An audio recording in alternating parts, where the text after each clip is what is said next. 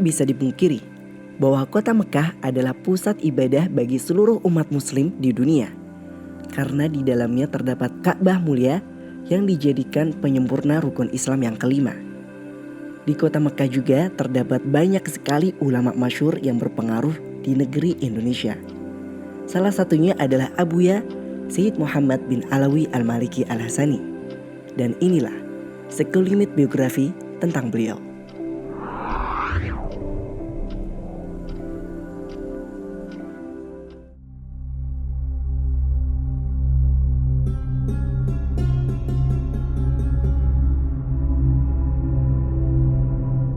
Sayyid Muhammad bin Alawi Al-Maliki adalah salah seorang ulama Islam dari Arab Saudi. Dilahirkan pada tahun 1365 Hijriah atau 1946 Masehi di kota Mekah. Ia berasal dari keluarga Al-Maliki Al-Hasani yang terkenal. Beliau Sayyid Muhammad memiliki keturunan mulia yang bersambung secara langsung dengan Nabi Muhammad SAW melalui cucunya Al-Imam Hasan bin Ali radhiyallahu anhum. Ayah beliau bernama Said Alawi bin Abbas Al-Maliki yang merupakan waris keluarga Al-Maliki Al-Hasani yang masyhur di kota beliau, yaitu Makkah Al-Mukarramah. Selain memiliki nasab yang sempurna, Abuya Sayyid Muhammad juga memiliki keilmuan yang sangat tinggi. Hal ini bisa kita lihat dengan adanya kurang lebih 100 buku yang beliau karang dan karangan ilmiah lainnya yang telah tersebar ke seluruh penjuru dunia. Tak heran jika sebagian dari buku beliau telah diterjemahkan ke dalam beberapa bahasa seperti Inggris, Perancis, Urdu, Indonesia, dan lain-lain. Pernah saya mendengar cerita langsung dari Abuya. Beliau masih mudanya ya, belajar itu membaca kitab setiap harinya itu selalu hatam dalam mungkin ketebalan 1000 halaman. Itu bisa dibaca dalam setengah hari hatam. Ya, duduk di maktabah menulis sehingga banyak karangan-karangan beliau yang ditulis masih mudanya. Yang lalu ditambah banyak setelah seperti Mafahim yang saya tahu dulu tipis. Hanya ditambah juga kitab yang lain. Ya, kemudian juga kitab yang dikarang baru-baru akhir-akhir seperti Madhafi Sya'ban itu dikarang, dan Al-Faqih banyak andil dalam penulisan itu, nukil dari sana sini itu. Dan kitab-kitab yang lain yang tentunya banyak sekali, dan juga yang belum dicetak. Ya, yang belum dicetak karena beliau kadang-kadang ada kitab yang dikarang. Setahu saya dulu pernah ngarang kitab syarah Alfiyah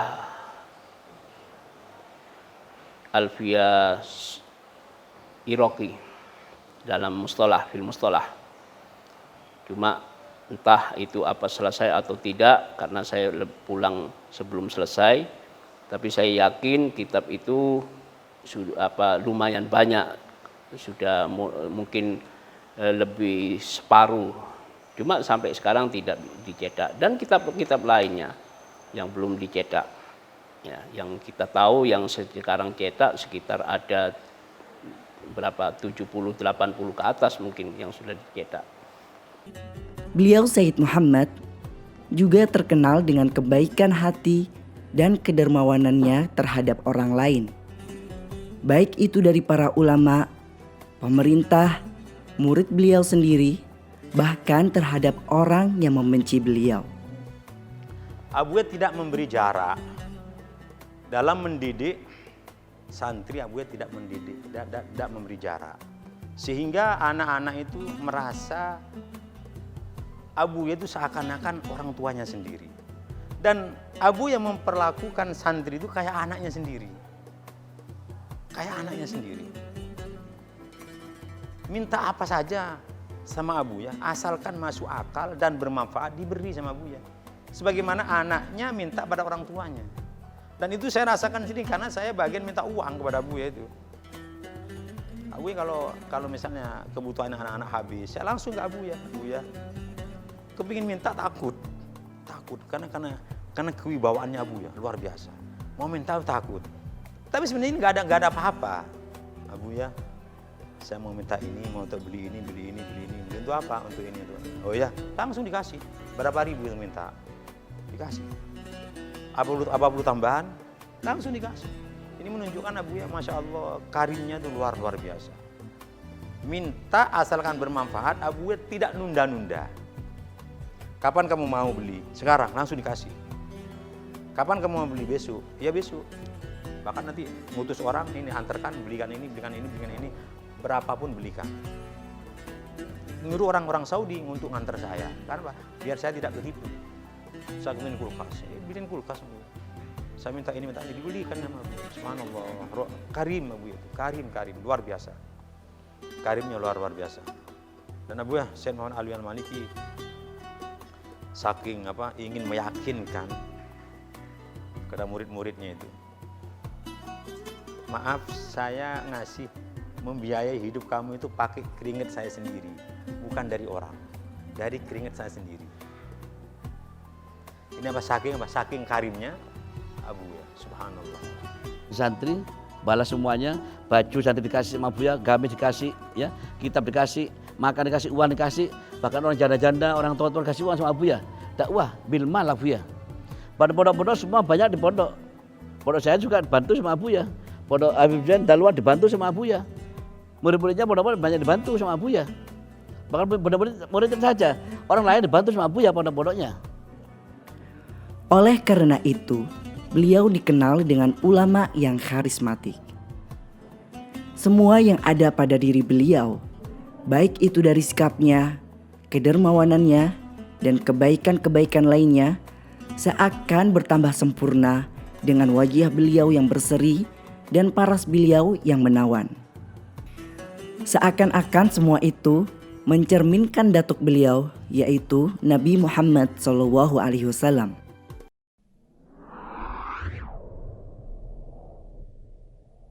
Bagi saya yang termasuk salah satu dari murid beliau almarhum Abuya Syed Muhammad Alawi Al-Maliki, kami duduk bersama beliau selama 16 tahun di Makkah Al-Mukarramah. Alhamdulillah, alhamdulillah.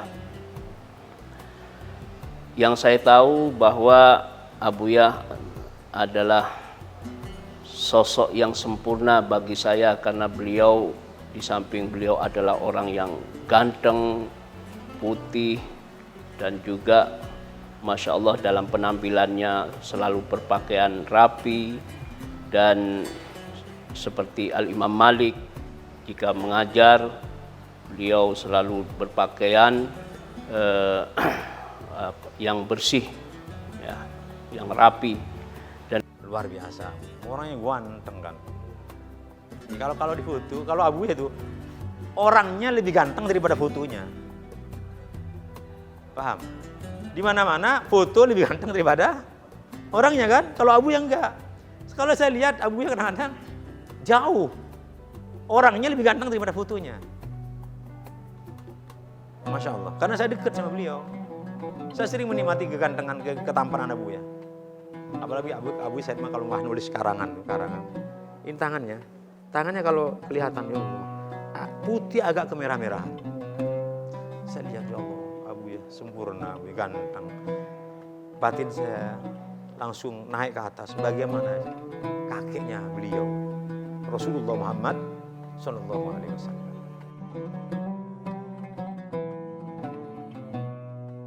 Muhammad Al-Maliki dikenal sebagai guru, pengajar, dan pendidik yang tidak beraliran keras, tidak berlebih-lebihan, dan selalu menerima hiwar dengan hikmah dan mau'idah hasanah.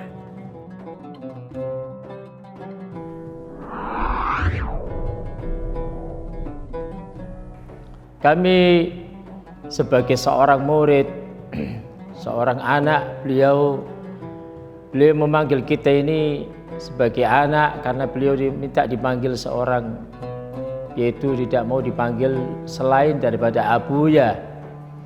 beliau mendidik kita sebagai seorang anak sendiri. Karena itu kami akan sedikit menerangkan. Kalau diterangkan secara banyak kita tidak akan bisa, beberapa hari tidak akan tuntas. Tapi sedikit kami sebut, beliau adalah seorang figur yang memang bagi kami guru yang sempurna di dalam mendidik kami, yaitu zahiran wa batinan. Di samping memberikan kami ilmu, baik ilmu zahir atau memberikan ilmu yang batin, mentarbiyah kita, murabbi jasadi wa ruhi, yang sebagaimana yang saya alami. Kuntu fi Makkah jalis ma'ahu ma'a Sayyidil Walid Abuya Sayyid Muhammad Alul Makil Hasani. Beliau itu diantaranya di samping mendidik kita, beliau juga mendidik akhlak kita. Banyak sekali kejadian-kejadian yang kami alami, diantaranya beliau kalau kita ta'akhir, terlambat dari beribadah, dari berwirid, beliau selalu menegur kita. Kemudian masalah qiyamul lail, kalau tidak bangun, beliau menegur kita, kenapa kau tidak ta'akhir dari qiyamul lail, tidakkah kau pergi dari Gresik, masalah kami dari Gresik menuju ke Mekah untuk mencari ilmu. Apakah cocok seorang mencari ilmu kemudian tidak pakai qiyamul lail, apalagi kau termasuk orang-orang yang menghafal Al-Quran dan lain-lainnya. Di antaranya yang lainnya yaitu mendidik kita di dalam hal kalau masalah daras ilmu sudah tidak diragukan lagi. Beliau punya ilmu yang luas sekali. Itu menurut saya, walaupun saya ini orang bodoh, cuman pengakuannya para ulama mengatakan beliau itu seorang alim. Kalau pernah saya mengatakan, mendengar sendiri dari guru kami yaitu Gus Najih bin Maimun, yaitu beliau mengatakan kalau Abuya lagi menerangkan tentang masalah yaitu mensyarahi Bukhari, beliau menulisnya mensyarahi itu, beliau mengatakan, Gus Najih itu mengatakan bahwa keterangannya Sayyidul Walid itu melebihi daripada apa yang ada di Fathul Bari, melebihi dari apa yang ada di Irsyadus Sari dan lain-lainnya. Jadi keterangannya Abuya lebih luas. Itu kalau masalah ilmu. Adapun masalah mendidik dalam batinnya kita, yaitu ketika saya waktu itu, yaitu yang kejadian yang saya alami ketika saya makan siang ghoda bersama yaitu jamaah kita, yaitu waktu itu bersama Habib Ali Al-Jufri, bersama Habib Mustafa dan bersama Habib Mikdad Baharun. Ketika itu makan, kemudian ada sisa-sisa daripada makanan. Ketika Abuya melewati di tempat itu, kemudian mengatakan ketika melihat ke sisa-sisa daripada makanan itu, beliau tanya, siapa yang makan di sini nih? Kami terus terang tidak bohong, yaitu kami dan beliau itu, mereka bertiga itu. Azamu, panggil. Kemudian mengatakan, apakah apa begini? Ya waktu itu saya yang dikasih tahu. Apakah cocok, apakah pantas seorang thalibul ilmi makan dengan begini, yang ada sisa-sisa begini? Tidakkah kita harus mensyukuri nikmat-nikmatnya Allah Subhanahu wa taala? Kalau kita melihat dalam hadisnya Rasulullah setelah makan, la'iqa asabi'ahu, yaitu apa itu namanya bahasanya, yaitu bahasa Jawanya mendilati, yaitu asabi'nya, jari-jarinya. Berarti menunjukkan apa? Bahwa kita disuruh mensyukuri nikmat-nikmatnya Allah. Didikan beliau sampai dalam dan lain-lainnya banyak sekali. Itu di antaranya figur Sayyidul Walid Abuya di dalam mendidik putra-putranya, baik itu mendidik dalam batininya atau dalam zahirnya.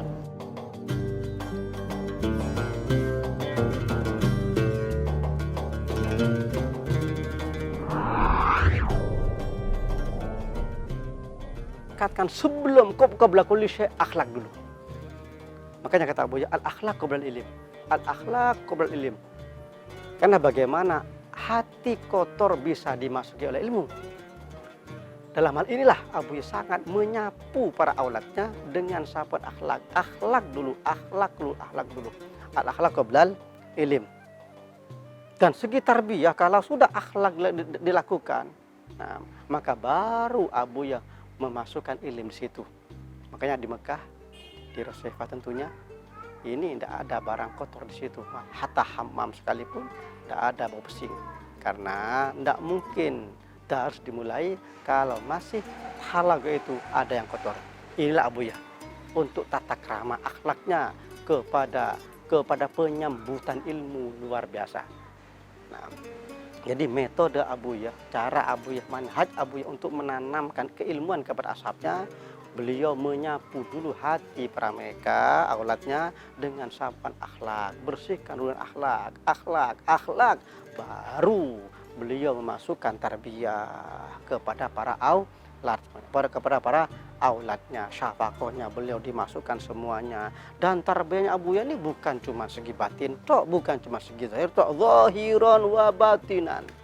Jadi tarbiyahnya Abuya kepada auladnya ini zahiran wa batinan, luar dalam. Bukan hanya luarnya saja, luar dalam. Jadi perhatiannya Abuya terhadap kita semuanya, auladnya luar biasa ya. Seolah, bukan cuma seolah, bahkan disamakan dengan kasih sayang beliau kepada para auladnya beliau, kepada anak, kepada putranya beliau sendiri. Makanya di situ Abuya disebut dengan lafal Abuya, dengan kata Abuya, ya auladi. Abuya sering memanggil anak-anaknya dengan aulad, santrinya dengan aulad, ya auladi ta'al, ya auladi ta'al. Beliau safakohnya, tarbiyahnya, kasih sayangnya kepada kita, segi zahirnya luar biasa sekali. Nah, yang belum punya kitab, semuanya dipenuhi oleh Abuya. Sak kitabnya, maaf, apalagi sak makannya pun juga diurus. Apalagi sak pakaiannya pun juga diurus. Makanya rata-rata, maaf, sebelum Idul Fitri datang, maka semua sudah ready semuanya. Nih. Dalam artian ini bentuk syafakohnya Abuya, segi zahirian kepada kita semuanya. Dan tidak ada duanya. Tidak ada duanya, kawan. Nah, segi batiniahnya, nah, segi syafakoh, tarbiyahnya Abuya, segi batiniah, Abuya juga mengajari kita. Bahkan Abuya mengajak kita untuk kita mau takarrub ke Allah Ta'ala lewat wirid. Bahkan Abuya ngajak kita untuk wirid qiyamul lail juga iya. Wirid tentu juga iya. Wal afu al fagir, maaf. Maaf, ini pernah dulu ada PR untuk al fagir 10 ashab untuk dikasih wirid tertentu. Dan itu tiap hari.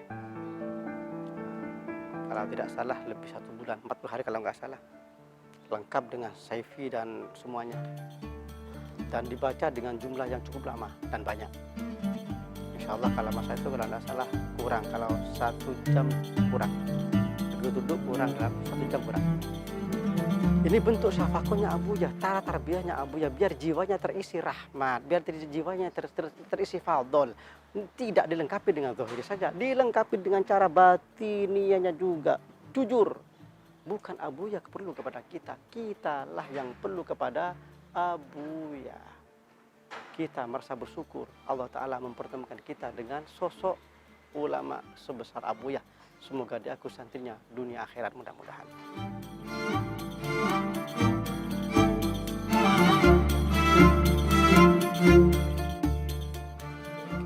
Beliau adalah orang cerdas dan terpelajar, berani dan jujur, serta adil dan cinta kasih terhadap sesama.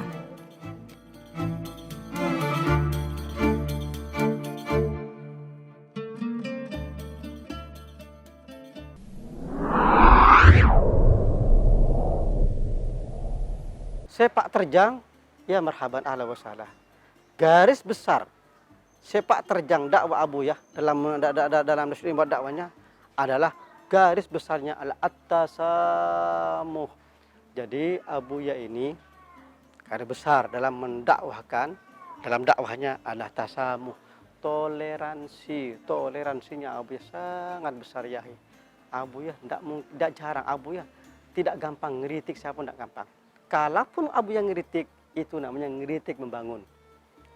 Kata sebagian ulama dalam kitab itu Nasyiin, laulal intiqad la dhallan nasu fil hadirin. Umpama di dunia enggak ada intiqad, enggak ada kritikan yang membangun sifat tentunya, maka la dhallan nasu fil hadirin. Maka manusia hidup dalam keterpelesetan selamanya, dalam keterpurukan selamanya, dalam ketertipuan selamanya. Dan kalau Abu yang ngeritik, itu sifatnya ngeritik membangun. Dan umpama Abu ya sampai ngeritik nyebut namanya, mesti di belakangnya Abu yang mendoakan rahimahullah taala. Contoh masalan Abu yang ngeritik ulama yang bernama Maulana umpama. Di belakang ada sebutan rahimahullah taala. Ini akhlaknya Abu ya, ini cara tarbiyahnya Abu ya, ini cara dakwahnya Abu ya. Makanya sejauh mungkin dan sebisa mungkin Abu yang menghindari dengan yang namanya dekadensi itu. Makanya yang dikedepankan dakwah Abuya adalah atasamu, toleransi. Ada cerita sedikit. Nah, ada salah satu syekh Madinah, yang maaf kami tidak bisa sebut namanya. Beliau nyetak buku, isi bukunya ngeritik total Abuya, ngupas total Abuya, disudutkan total itu Abuya. Singkat cerita, buku ini sampai ke tangan Abuya, dibaca oleh Abuya. Orang yang mendengarkan saja sudah merah telinganya. Abuya malah tersenyum ya. Abuya malah tersenyum. Ya marhaban ala wasallah, kalau begitu kita bergegas berangkat, siapkan mobil dan ambilkan barang, lengkapkan dengan isi uang. Bingung, mau kemana ini? Kita berangkat, sudah berangkat. Nyata ke Madinah. Alamat dibaca, alamatnya lengkap, fulannya dibaca, sudah nyampe ke rumahnya, disesuai dengan alamat yang ada. Tok-tok, assalamualaikum, waalaikumsalam. Antum yang bernama fulan bin fulan? Naam. Man antum? Ana Muhammad. Jazakumullah khair. Buku antum masya Allah luar biasa. Buku antum luar biasa. Ini hadiah mini. Ini hadiah dari saya atas buku antum. Jazakumullah khair khairan katsira. Beliau tidak mau masuk. Beliau tidak mau masuk rumahnya. Beliau langsung pulang berangkat. Ya fulan ta'al, antum Muhammad al-Maliki. Khud, ambil satu uang halalan thayyibah, kata Abuya. Orang yang menjelekkan total Abuya, mengupas total Abuya, ini masih dikirimi uang oleh Abuya. Saking beningnya no hati Abuya, saking tasamuhnya itu Abuya Maliki. Makanya kalau kita tambah kupas siapa Abuya, tambah kita tidak menemui ujungnya ya. Saking besarnya jiwa Abuya. Dan ini maaf, aku dapatkan, maaf kami pribadi Al-Fakir dapatkan hanya ampun. Itulah ajaran utama Abuya As-Sayyid Muhammad bin Alwi Al-Maliki. Beliau selalu menerima dan menghargai pendapat orang dan menghormati orang yang tidak sealiran dengannya atau tidak searah dengan thariqahnya. Dalam kehidupannya, beliau selalu bersabar dengan orang-orang yang tidak bersependapat, baik dengan pemikirannya atau dengan alirannya. Semua yang berlawanan diterima dengan sabar dan dijawab dengan hikmah. Menyampaikan hadis apa yang ada sesuai dengan tafsiran-tafsiran ulama salaf. Kalau toh ada kelompok lain yang menyalahgunakan, menafsirkan hadis sesuai dengan akal pikirannya tanpa memandang pendapat ulama-ulama yang dulu, Abuya ngerot mereka tanpa menyebut nama, tanpa menyebut kelompok. Ini hadis misalnya, menurut ulama salaf begini. Meskipun ini cuma orang lain ditafsir dapat disalahgunakan tafsirannya menurut akal pikirannya. Tapi sebagian orang ada yang menafsirkan begini tanpa menyebut orangnya, tanpa menyebut kelompoknya. Itu Abuya. Tapi lambat laun apa yang disampaikan oleh Abuya, apa yang disampaikan oleh beliau tentang yang selama ini digembor-gemborkan bid'ah kata orang. Sebagian orang yang mengatakan bid'ah sudah mulai banyak yang melaksanakan apa yang pernah dilaksanakan oleh Abuya Sayyid Alwi Al-Maliki yang dulunya dikatakan bid'ah. yang dulunya dikatakan bid'ah. Alhamdulillah sudah mulai lambat laun. Abu dakwahnya tanpa menyebut orang, tanpa menyebut kelompok, jalan. Saya hanya mengambil dari ulama-ulama salaf. Saya mengambil dari imam ini. Ini bukan dari akal pikiran saya. Saya hanya menjelaskan saja. Sehingga kalau tuh ada orang yang ngerot, orang yang nyanggah, bilang, ini bukan pendapat saya, ini pendapatnya si A, si B, si C, yang ulama-ulama yang kalian mengambil pendapat mereka. Begitu Abu ya. Ewa. Monggo, bismillah.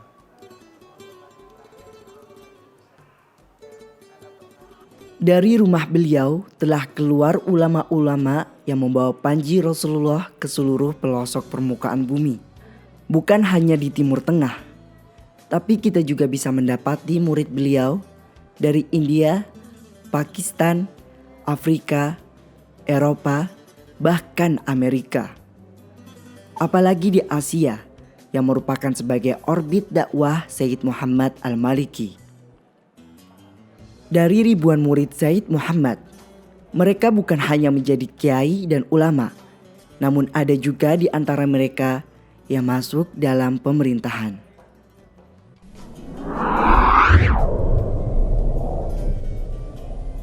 Itu ada bilang ulama kayak apa?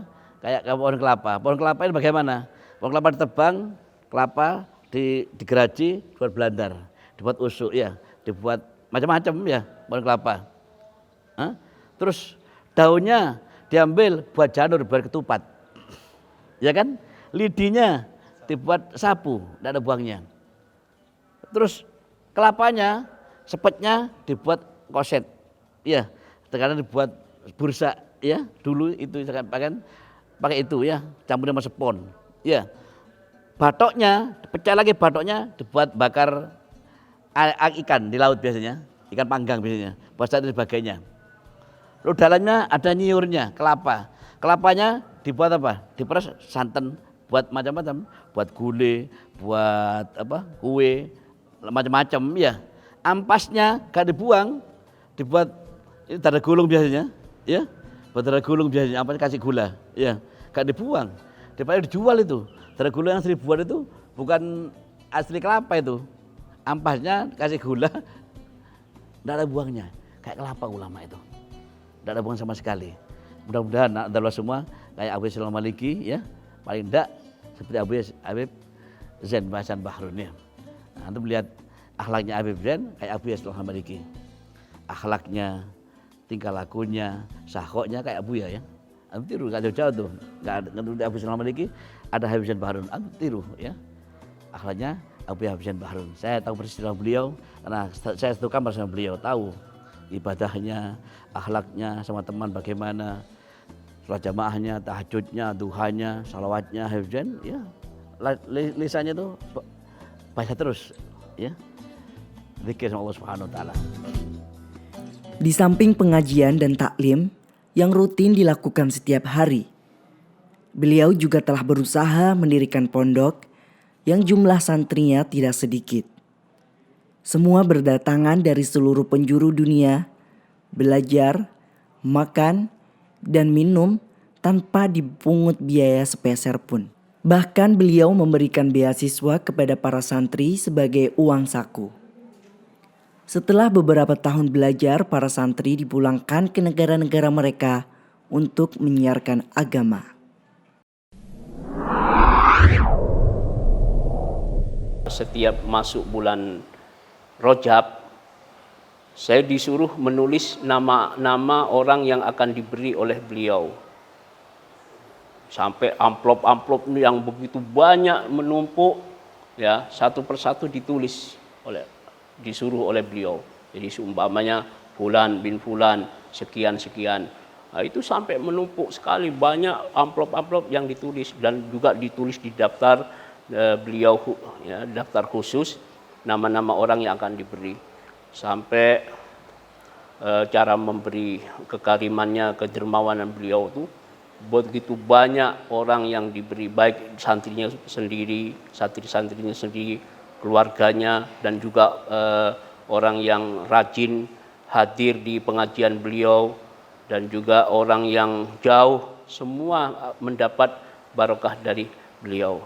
Itulah kesempurnaan menurut saya Abuya Said Muhammad Alawi Al-Maliki.